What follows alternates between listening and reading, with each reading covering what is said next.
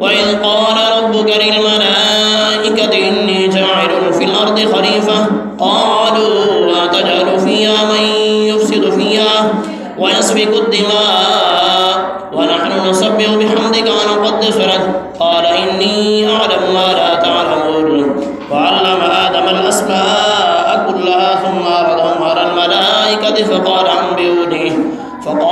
أنبئوني بأسماء هؤلاء إن كنتم صادقين قالوا سبحانك لا علم لنا إلا ما علمتنا إنك أنت العليم الحكيم قال يا آدم أنبئهم بأسمائهم فلما أنبأهم بأسمائهم قال ألم أقل لكم إني أعلم غيب السماوات والأرض وأعلم ما تبدون وما كنتم تكتمون وإذ قلنا للملائكة اسجدوا لآدم فسجدوا إلا إبليس أبى واستكبر وكان من الكافرين وقلنا يا آدم اسكن أنت وزوجك الجنة وكلا منها رغدا حيث شئتما ولا تقربا هذه الشجرة فتكونا من الظالمين فأزلهما الشيطان عنها فأخرجهما مما كانا فيه وقلنا اهبطوا بعضكم لبعض عدو ولكم في الأرض مستقر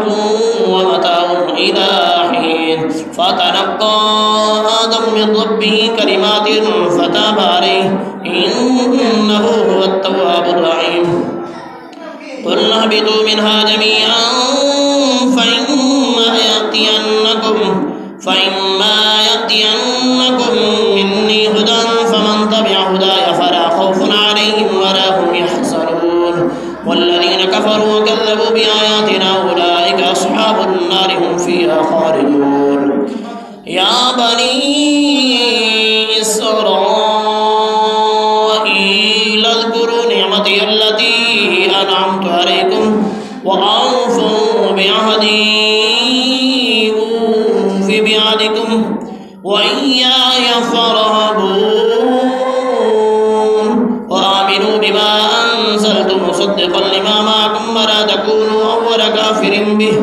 ولا تشتروا بآياتي ثمنا قليلا وإياي فاتقون